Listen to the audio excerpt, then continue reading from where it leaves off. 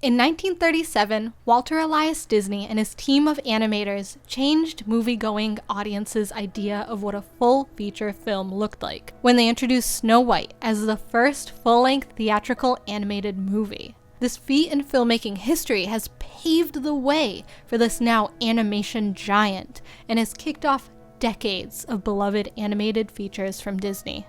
If you've already watched our Disney Animated Film Eras Explained video, that's fine. This video is a much more in-depth, informative, and updated version of that video.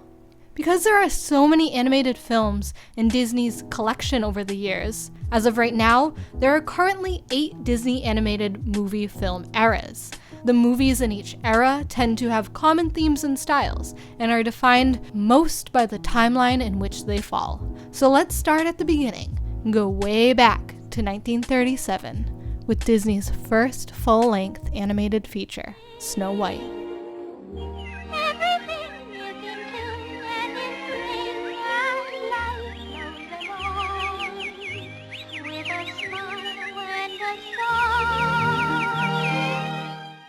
The Golden Age, 1937 to 1942. Snow White kicked off what is now known as Disney's Golden Age. The movies in this era also include Pinocchio, Fantasia, Dumbo, and Bambi. Every one of these films was overseen by Walt, so the next time you watch them, remember you're essentially having a shared experience with the wonderful Walt Disney himself. Our perception of these films today, as we look back into Disney history, would give us the impression that they are and always have been considered masterpieces. But the Golden Age of Disney animation wasn't as successful as you may think. Naming this the Golden Era conjures up images of financial profits rolling in for the company. But even though this was the era that started it all, it wasn't even close to being its most profitable or even defining era. In fact, Fantasia was such a financial flop that they turned what was supposed to be another short animated film into a full-length feature in hopes that they might recover from the financial depression their animated films were bringing them. That film was Dumbo. Besides calling it the Golden Era, this collection of films is also nicknamed the Tar and Sugar Era, due to its highly contrasting use of what is essentially cutesy characters with lots of ahs at heartwarming scenes, against the sharp turn to extremely dark and terrifying imagery and themes. The turns between the dark and the sweet has audiences experience extreme jumps in emotion. In Snow White, for example, we go from an innocent girl singing with forest creatures to the same girl being led into the forest to be murdered. When we think of how easy it would have been to throw in the towel, accept the financial failure, and move on, we are lucky as fans of Disney that Walt was persistent. He saw the promise his ideas had, and he kept pushing forward. The Golden Age broke down barriers, turning short cartoons into full-length works of art, integrating color, sound, and music to show the world what an animated film could be. The Wartime Era, 1943 through 1949. This includes films such as Saludos Amigos, The Three Caballeros, Make Mine Music, Fun and Fancy Free, Melody Time, and The Adventures of Ichabod and Mr. Toad. These films mark a time in Disney history that a lot of us Disney fans barely acknowledge, besides the incorporation of the Three Caballeros in the Grand Fiesta Tour attraction in the Mexico Pavilion at World Showcase at Epcot at Walt Disney World in Florida, and the Mr. Toad's Wild Ride, which is now absent from the Magic Kingdom in Walt Disney World, but still stands in Fantasyland in the original Disneyland Park in California. This was an experimental and strange time for Disney animation, as money came in from the government, allowing for the scaled-down animation team to play with their drawing styles and music. It is understandable why this was such a strange time in general for the entertainment industry, considering the mindset of Americans and the rest of the world at this time. In America, men were drafted to fight overseas, and women stayed home and worked to try and maintain the economy and general operations of the United States. It was a really sad and serious time in the country, and going to see movies at the theater wasn't really a priority at the top of everyone's to-do list. The wartime era is sometimes also referred to as the package film era, because thematically they contain a variety of shorts strung together to create a full-length feature. Saludos Amigos and The Three Caballeros are unique in this era because of the reason that they were made. Walt Disney was commissioned by the US Department of State to take a goodwill tour of South America, and these two films that came from this visit were an act of diplomacy, as well as a tribute to the love Walt's team gained for the people and countries they visited. These two films also mix live action with animation, which is very reminiscent of Walt's projects with his famous Alice comedies from the 1920s, as well as other films in this era, So Dear to My Heart and Song of the South. But those films aren't considered part of Disney Animation's legacy. The wartime films made just enough money domestically, but because of the war, they weren't being distributed overseas, which was a big market for the film industry. The loss of the international market forced the films of the wartime era to lose money. Today, versions of these films can be seen in short form playing at Disney hotels or periodically on the Disney Channel from time to time. It might not be Disney's most recognizable era, but the experimentation and new animators added to the team would pave the way for the Silver Age of Disney animation. The Silver Age, 1950 through 1967. These films include Cinderella, Alice in Wonderland, Peter Pan, Lady and the Tramp, Sleeping Beauty, 101 Dalmatians, The Sword in the Stone, and The Jungle Book. This era is where Disney animation fans tend to feel very romantic. Not only is this the era that a lot of Disney fans refer to when they think of the defining era of classic Disney animation, but it is the last era that saw Walt Disney, the man. The last film of this era, The Jungle Book, is the last film Disney himself had a hand in, before his death on December 15th, 1966. This age is also referred to as the Restoration Age. This is because Disney reevaluated the way that they wanted to tell stories and what stories they wanted to tell by looking back to what worked during the Golden Era. During the previous wartime era, Mary Blair became recognized for the beautiful sketches and paintings she created while in South America. The story of Mary Blair is so inspiring and defining for Disney animation, but that'll be another topic for another video. For now, just know that her impact on Disney animation is obvious when it comes to the Silver Era. Inspired by Mary Blair, who created the concept art for many of the films in this era, as well as her work on the films in the wartime era, the art style definitive of this era is largely due to her style of capturing a setting's essence. A soft palette of colors and painterly strokes set the mood for the films released during this time. Unlike the Golden Age, Disney storytellers and animators lightened up on their terrifying themes during the Silver Age, going for the more heartwarming, family-friendly scenes, which, along with the addition of the previously mentioned painting style of animation, led these movies to become some of the most beloved Disney animated films still to this day. The addition of the Sherman Brothers to the Disney studio gave this era some iconic music. The animation style plus the lyrics and music transcend time and genre. Sound, knowing I am a rock. The success bled over into live action as well, with hits like Mary Poppins. The music would continue to be great into the next era as well, but without Walt Disney, the studio would go almost 2 decades without direction in animation. The Bronze Age, 1970 through 1988. This includes the films The Aristocats, Robin Hood, The Many Adventures of Winnie the Pooh, The Rescuers, The Fox and the Hound, The Black Cauldron, The Great Mouse Detective, and Oliver and Company. Also referred to as the Dark Age, the start of the Bronze Age came with Walt Disney's death, and it is a polarizing age in Disney animation. Without Walt to guide the company, animators started trying something new.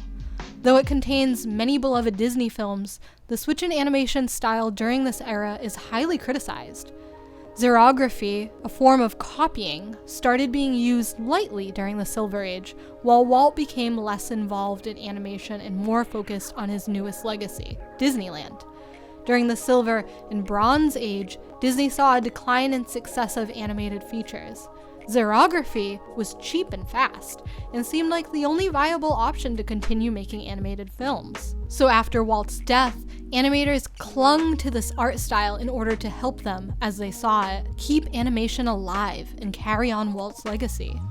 In xerography, animators transferred their drawings directly onto the cells, which at first would only be possible using thick black lines.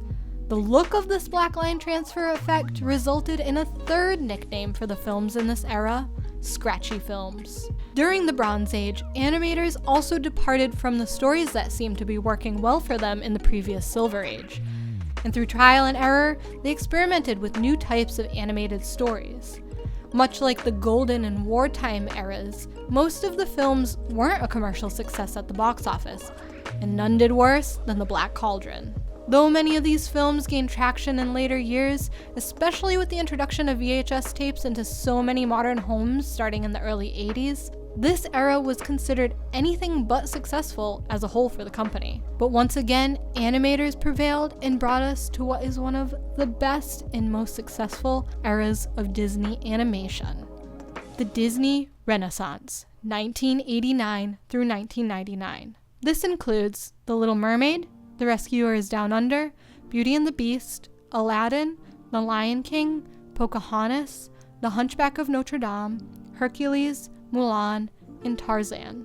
During this time, Disney animators seemed to suddenly understand what worked so well in their more successful movies from the previous eras. Michael Eisner's new role as CEO of the company and addition of chairman Jeffrey Katzenberg cannot be ignored when giving credit to a lot of the success during this time in Disney history, both in Disney animation and in all other aspects of the brand. During this time, music became a vital ingredient, arguably more so than any era before it. Much like we saw with the Sherman Brothers classics, the songwriting duo Howard Ashman and Alan Menken essentially wrote the soundtrack of the millennial generation. Films from this time had a Broadway formula, which allows most of these musical films to be translated to the stage. Music in these films not only helped retain audience attention and made these films memorable, but it also became an important tool in moving the story along, thanks to Ashman and Menken's genius, and later Tim Rice, Elton John, and Phil Collins. Seems like something clicked with the Disney animators during this era. They could reflect on the eras before them and revamp the brand with what they knew worked before. The Disney princess trend we know so well today started with Disney's first animated feature, Snow White. But from 1937 to 1988, we actually only had 3 princesses: Snow White, Cinderella, and Sleeping Beauty. The Disney Renaissance brought the Disney princess back and essentially formed it into the impression that we have of Disney princesses today. Another notable breakthrough of this era was Disney's recognition of star power. Disney started reaching out to celebrities to voice some of the characters in their animated films. The casting of Robin Williams as Aladdin's genie, Jonathan Taylor Thomas as Simba in The Lion King, and Phil Collins as a singer and songwriter of the soundtrack for Tarzan are just a few examples of Disney's use of already established stars to help push, promote, and bring guaranteed talent to their films. It is no mystery why this is often regarded as many Disney fans' favorite era. Not only was Disney able to grow their animation team both in numbers and in technology at this time, but the stories are praised for their themes and morals and how they reflected the concerns of audiences of that time. The success of these animated films bled into every other avenue that Disney had, but it wouldn't last past the 20th century. Post-Renaissance era, 2000 to 2007.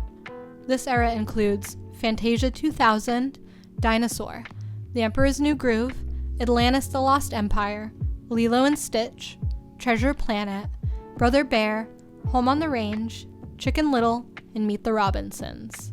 Sometimes when we rise too high, the only way to go is back down. And that's what seemed to happen in this era of Disney animation. Disney animators were once again trying to redefine themselves much like they did in the Bronze Era, which is why the post-Renaissance era is also referred to as the Second Dark Age. A few things define the timeline of this era. Disney's inability to find its footing when trying to compete with Pixar's method of storytelling is quite obvious here when considering the courageous venture into telling completely original stories. But we also see the impact that Pixar had on Disney and the new computer-generated animation style, which was brand new and exciting at this time. Up until now, Disney animators would hand draw most, if not all, of their movies. But now that Pixar introduced computer animation, or CGI, into the mix, Disney jumped into the trend headfirst with Dinosaur, though they found themselves inconsistently flip-flopping between hand-drawn animation and computer animation styles in other movies of this era. A majority of the post-Renaissance era movies aren't memorable to many Disney fans, so it is often thought of as simply a transition period for Disney, with a handful of hits that luckily prevailed, but are hidden amongst the box office bombs. A changing of Disney executives, including Bob Iger taking over as head of the company, and John Lasseter from Pixar running both Disney and Pixar animation, would eventually light the way to something big. The Revival Era, 2008 to 2017. This era includes Bolt, Princess and the Frog, Tangled, Winnie the Pooh, Wreck-It Ralph, Frozen, Big Hero 6, Zootopia, and Moana. Some sources consider Bolt to belong to the previous post-Renaissance era, which, if that were the case, would mean that the post-Renaissance era lasted until 2009, and the Revival era started in 2010. But we here at Network 1901 like to place Bolt here, in the Revival era, because of the addition of Pixar's John Lasseter's now leading role in Disney animation. We believe his influence is one of the main defining factors of the start of the Revival era, or Disney's second renaissance. Disney purchased Pixar on May 5th, 2006 for $7.6 billion. And because of this, instead of trying to compete with them, they were better able to adapt correctly to Pixar's innovative use of computer animation as well as unique and original storytelling methods. Disney returned to the old formula that worked so well by bringing us 4 new Disney princess movies, and began perfecting the CGI technique that they began using with Dinosaur. These movies have mostly been critical successes, with Frozen being the highest grossing animated film of all time, and Big Hero 6 becoming the highest audience rated film of all animated films in this time period. So where does that leave us in 2018 onward? John Lasseter is now being separated from the company, with Jennifer Lee replacing him as Disney Animation's first female leader. We seem to possibly be in the beginning of a brand new era, which we may consider calling the sequel era for now. Films that we know to be getting in this era include Ralph Breaks the Internet in 2018 and Frozen 2 in 2019, both sequels. Let's hope the sequel trend starts getting a bit more broken up after that, and we start seeing the true potential of Disney's newest era. If you liked this video, make sure you subscribe to our channel for more in-depth analysis, facts, and coverage for everything under the Disney umbrella, as well as tons of other geeky content. If you'd like more in-depth videos on each of these eras individually, let us know in the comments below. If we get enough likes and requests on this video, then we'll know it's what you like to see from us, and we'll do more. Also in the comments below, let us know what your favorite Disney animation era is. And until next time, hurry back!